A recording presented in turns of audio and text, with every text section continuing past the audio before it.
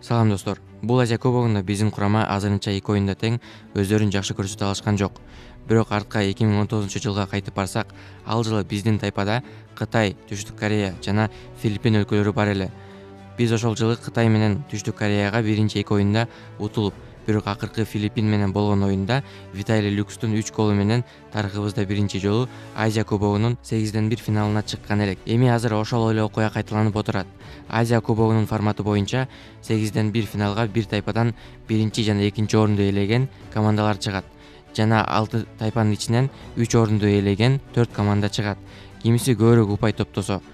Бирок командалар бирдей упай топтоп 3 орунду ээлеп калган учурда алардын киргизген голдору саналат жана өткөрүп алган голдору дагы саналып баштайт. Ким көбүрөөк гол киргизип, азыраак гол өткөзгөн болсо өзүнүн дарбазасына, ошол команда кийинки турга өтөт. Бизге азыр Оманды 3 же болбосо 4 гол киргизип утуш керек. Оман менен буга чейин биздин курама 3 жолу оюн өткөзгөн. Биринчисинде жеңилүү ызасын тартсак, экинчисинде 1-0 эсебинде жеңип алганбыз. Ошондуктан биздин утуларыбыз же утарыбызды алдын ала болжолдоо аябай кыйын. Оман курамасы жөнүндө. Омандын башкы машыктыруучусу Бранко Иванкович, хорватиялык тренер. Оман курамасына келгенге чейин 2019-жылы Аль-Ахли клубун жетектеген жана андан мурун 2011-2012 жылы Аль-Итифакты машыктырган. Оман курамасы ФИФАнын рейтингинде 74-орунда турат. 2019-жылкы чемпионатта 8-1 финалга чейин жеткен. Дүйнө чемпионатына квалификацияда биз Оман менен бир тайпадабыз. Кураманын баасы Трансфермаркет порталынын маалыматы боюнча 9 миллион еврого бааланат. Биздин курама Оманды утуп, 1-8 финалга чыгуусу абдан оор болот. Неге дегенде бул курама дүйнөнүн мен деген командалар менен жолдоштук беттештерди өткөрүп турушат. Алардын арасында Германия менен болгон беттешинде Оман болгону 1-0 эсебинде жеңилген жана Кошмо Штаттардын курамасы менен оюн өткөрүп, алардан 4-0 эсебинде жеңилип калышкан. Биздин футболчулар биринчи оюндагы оюндан экинчи оюн айырмаланып чынында аракет кылып ойноп жаткандары көрүнүп турат. Эми Оман менен болгон оюнда мындан дагы жакшы оюнду көрсөтүп Кыргызстанга жеңишти алып келет деп үмүт кылып жатабыз. Штефан Таркович Оман менен боло турган оюн жөнүндө айткан сөздөрү. Оман биздин салттуу атаандашыбыз болуп калды деп айта алабыз. Акыркы 6 айда эле биз 2 жолу ойнодук. Биз Омандын бул турнирдеги оюндарын талдадык. Алар сапаттуу оюн көргөзүшүп, атаандаштарын жеңип алууга чоң мүмкүнчүлүктөрү болду. Эртеңки оюн абдан маанилүү. Биз өлкө үчүн күрөшүп, жакшы натыйжаларды көрсөтө аларыбызды далилдегибиз келет. Оман абдан компактуу оюн жүргүзөт. Аларда жеке сапаттары өнүккөн жана жакшы техникага ээ болгон оюнчулар көп экендигин билебиз. Бирок биздин өзүбүздүн да максаттарыбыз бар. Эгерде командабыз буга чейин Оманды бир жолу жеңе алса, бул нерсени дагы кайталай алабыз деп ишенем. Команданын калыбына келиши тууралуу. Сауд Арабиясы менен болгон оюн, айрыкча курама команданын жаш оюнчулары үчүн эмоционалдуу болду.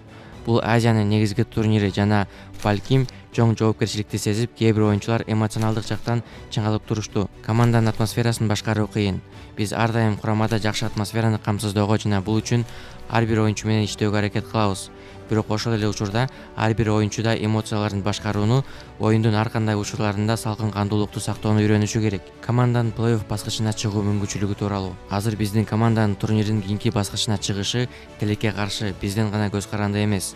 Биздин көз каранды болгон нерсе бул алдыдагы оюндун боло турган жыйынтыктары. Башка тайпадагы беттештердин жыйынтыктарына көз салып турууга мажбурбуз. Эгерде биз тайпадан чыгуу мүмкүнчүлүгүн жогото турган болсок, бул биздин оюнчулардын келе жаткан беттешке болгон мотивациясына эч кандай таасир этпейт деп айта алам. Биз жеңиш же тайпадан чыгуу үчүн гана ойнобойбуз. Биз кураманын күйөрмандары жана бүтүндөй өлкө үчүн ойнойбуз. Бекжан Сагынбаев, улуттук кураманын коргоочусу, пресс-конференцияда мындай деп айткан: "Эртеңки беттешке даярдык өз нугунда жүрүп жатат. 2 оюнда каршылаштарга уттурганыбызга карабастан, турнир биз үчүн аяктай элек. Дагы курамабыздын тайпадан чыгуу мүмкүнчүлүгү бар. Оман менен боло турган эртеңки беттешке команданын маанайы буга чейинки оюндагыдай эле болот. Сауд Арабиясы менен болгон оюнда айрым оюнчулар ашыкча мотивация менен чыгышкан окшойт. Мен дагы аларды айыптабай албайм. Ар бир оюнчу буга окшогон учурларды баштан өткөрүшү керек. Оюндагы салкын кандуулукту сактай билүү, жөндөмдүүлүгү тажрыйба менен келет. Беттешти кайрадан көрүп чыгып, каталарыбызды түшүнүп, аларды эске алдык. Эртең оюн талаасына салкын кандуулук менен жана жалындаган жүрөк менен чыгабыз." Ал эми Оман курама командасынын башкы машыктыруучусу пресс-конференцияда мынтип айткан биздин курама жөнүндө. Кыргызстан курамасы менен оюн тажрыйбабыз бар. Биз аларды сыйлайбыз. Ооба, дүйнө чемпионатын тандап алуу оюндарында аларга каршы утулуп калганбыз. Бирок ал башка турнир болчу. Анда жагдайлар дагы башка эле. Келе жаткан оюндагы жеңиш эки курама үчүн тең маанилүү. Беттеш жеңил болбойт. Ар бир курама кийинки баскычка чыгууну көздөйт. Андыктан биз эртең мыкты оюнубузду көргөзгөнгө даярбыз. Ал эми бул болсо биздин кураманын фанаттарынын, колдоочуларынан калтырылган комментарийлер. Албетте бизде Европа клубтарында бир дагы оюнчуларыбыз жок болгон. Аракеттерин кылышты, опыт жок.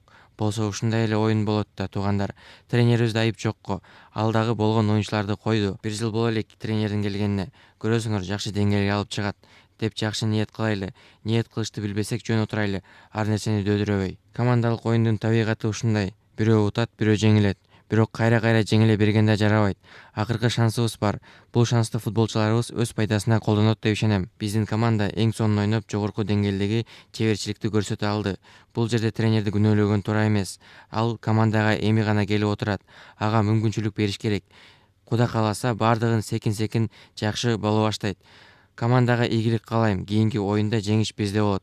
Акшумкар алга. Тарковичке дагы 2 жыл убакыт бериш керек деп ойлойм. Өзүнүн сборныйын курап түзөп чыгат буюрса. Бизде легионер чоң күчтүү мыкты оюнчулар өтө аз. Буюрса кийинки Азия кубогунда ишенимдүү оюндарды көрсөтөт деп ойлойм.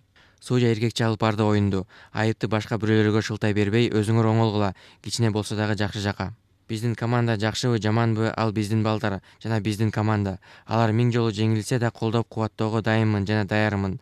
Алга акшумкарлар, буюрса биз дүйнө чемпиону болобуз. Мүмкүн бүгүн эмес, мүмкүн башка бир күнү. Полностью согласен с автором видеоролика. Ребята сделали все, что могли, оставшись вдевятером. Даже поиграв, показали характер. А нашему руководству надо задуматься и сделать выводы. Если мы хотим иметь хорошую сборную, надо в нее вкладывать деньги, причем немалые. А мы можем сегодня это позволить себе. А наши футболисты, несмотря ни на что, молодцы. Анан дагы биздин диванный фанаттардын арасында буларга акча бергенден көрөк көк бөрүгө акча бергенибиз жакшы деп айтып жатышат. Азия кубогуна катышып, тайпалык оюндарда ойногон командаларга $200,000 төлөнүп берилет. Дегеним ал акча менен сборныйдын өзүнүн чыгашаларын толугу менен жаппаса дагы бир бөлүгүн жабат деп ишенем. Көк бөрүнү Кыргызстан, Казакстан, Өзбекстан эле ойнойт. Ал оюн дүйнө жүзүндө популярдуу эмес. Анчалык футбол менен көк бөрүнү салыштырып, биздин футболчулардын дарегине жаман сөздү жазгандан көрөк, көк бөрүнү кантип дүйнө жүзүндө популярдуу кылабыз деп ойлонсо, ошол адамдар пайдалуураак болмок менин оюмча. Жаман сөз жазып өзүбүздүн балдардын духун түшүрбөй келгиле, аларга мотивация берип, жок дегенде моралдык колдоо көрсөтөлү.